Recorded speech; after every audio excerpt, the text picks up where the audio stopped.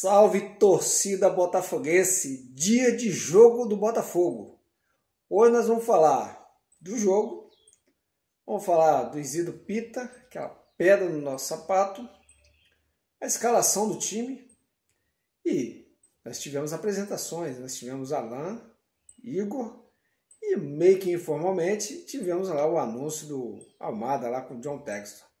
Mas vamos falar sobre isso, vamos falar sobre como é que vai ser esse jogo, o que nós esperamos desse jogo, beleza? Mas antes de mais nada, deixa o seu like, que é muito importante para mim, importante para o canal.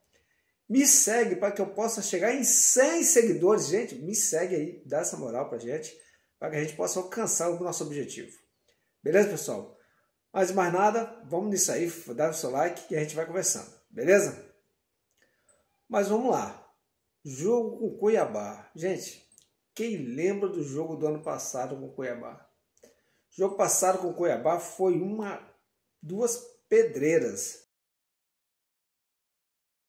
O ano passado nós sofremos lá em Cuiabá, ganhamos de 1-0, mas sofremos barbaridade, tanto com o calor quanto com a pressão que o Cuiabá exerceu sobre o nosso time. Nossa senhora, foi um jogo terrível.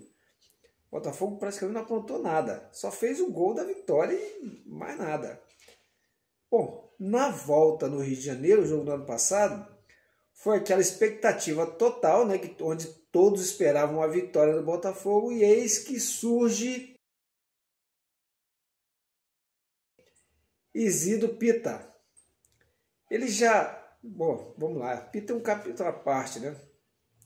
Isidro Pita, ele já marcou contra o Botafogo quando ele jogava pelo Juventude. Pelo Juventude, ele já fez lá naquele 2-2, ele já fez gols lá. Ele já fez gol que deu derrota ao Botafogo. Então o cara é uma pedra no sapato.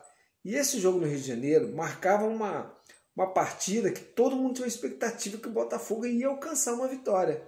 E foi uma derrota assim, amarga.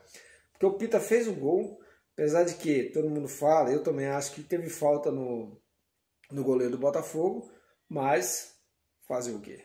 Né? Teve mão, né, do Pita, mas eles ganharam o jogo. Então, o Botafogo passou por esses perrengues e o que fazer para segurar o cara, o Pita? Cara, que ele não é de jogo, que ele se machuque antes, que ele não consiga entrar no jogo, porque a situação é calamitosa quando o cara joga contra o Botafogo. Espero que hoje ele não esteja inspirado e que o Botafogo consiga a vitória. É o que eu espero para hoje. O que eu gostei na possível escalação do Botafogo foi que, bom, Tietê não vai jogar, né? Damian Soares também não. Então o time deve ter John,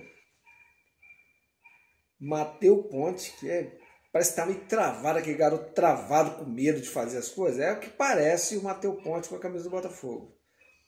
Assim, tá duro. Ele não é aquele jogador, já viu marcação daqueles bons laterais? É só você olhar, vai assistir os jogos da Eurocopa, na Copa América, você vai ver. O lateral ele tem que se curvar para poder marcar o jogador. E o Matheus Ponte, ele fica muito em pé. Ele fica muito em pé. Ele não se deixa, né, se impor para cima do jogador, dar aquela agachada para poder, entendeu? Ver para onde o jogador tem impulso para poder segurar o jogador. Ele fica muito pé, ou seja, ele fica duro, travado e ele não vai em frente. Então é o perigo, assim, é a minha opinião, a opinião de um botafoguense.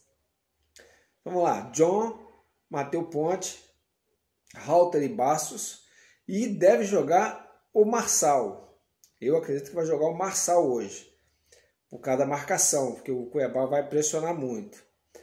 E o meio de campo, Marlon Freitas, Danilo Barbosa e Eduardo, Luiz Henrique, Tiquinho Soares e Júnior Santos. Esse é o time. A diferença é que o Eduardo entra ali no lugar do Tietê, eu acho que vai dar uma dinâmica de um pouco mais de talento, né? Mas a dinâmica de marcação fica um pouco mais complicada. Mas acredito que com esse time, acho que o Botafogo tem uma chance de, sim, começar a abrir o placar ali e poder segurar mais. Vamos ver, porque tem o Marçal que vai compensar a saída do Tietê. Vamos ver, eu acredito que ele vai entrar com o Marçal, não com o Cuiabano. Beleza? Uma outra coisa que também tá pairando, né, na mídia aí, né, para vocês entenderem como o Botafogo vai utilizar esses jogadores que foram contratados, Igor, Almada, Alan. O Alan é um jogador que dá uma dinâmica no meio campo muito grande, porque ele é um jogador forte, ele é um jogador versátil, né? Tem uns passes muito precisos, e acredito que ele vai jogar ali na cabeça de área e deixando o Marlon Freitas um pouco mais à frente.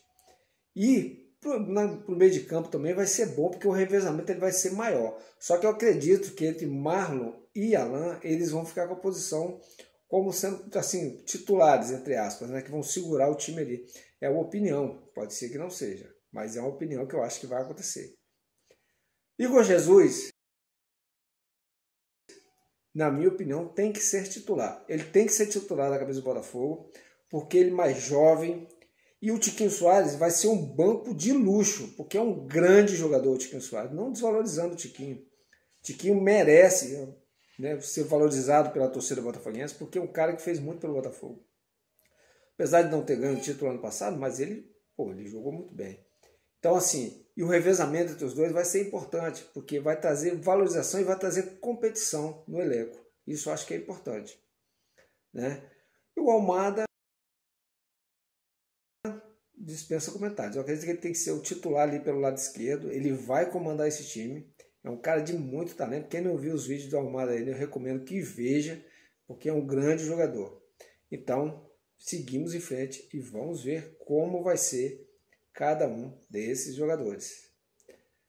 Outro assunto que está na semana aí, né, dessa resenha, semana de jogo do Botafogo, é a questão da mídia.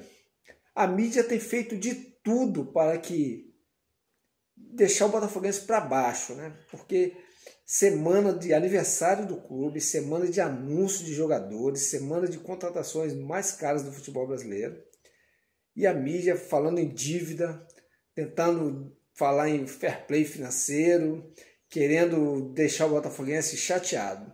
Então esse é um ponto assim, eu vejo que a mídia, que ela é uma mídia, né, rubro-negra, né, na sua maioria, ela corre ali para poder deixar o Botafogo em situação complicada. Eu acredito, olha, quem viveu os anos 70, eu não vivi os anos 70, eu nasci em 69, mas eu não vivia totalmente aquele período do Botafogo, os anos 60, né? Anos de glória do Botafogo, onde os flamenguistas sofreram muito. E eles têm medo que esse tempo volte.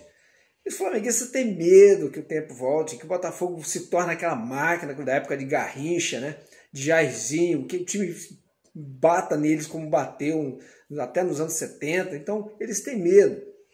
E muito mais, muitos outros jogadores, tricolores também, viveram épocas tenebrosas também, fica aí com medo por causa da época de ouro do Botafogo. E a gente espera o seguinte, porque tem mais, a nossa torcida é espetacular.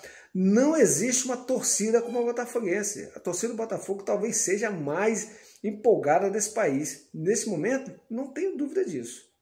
Beleza, pessoal? Vamos lá, deixa o seu like, deixa o seu comentário, fala para mim o que você achou desse vídeo e me segue para alcançar 100 seguidores. Tamo junto e vamos nessa, Botafogo!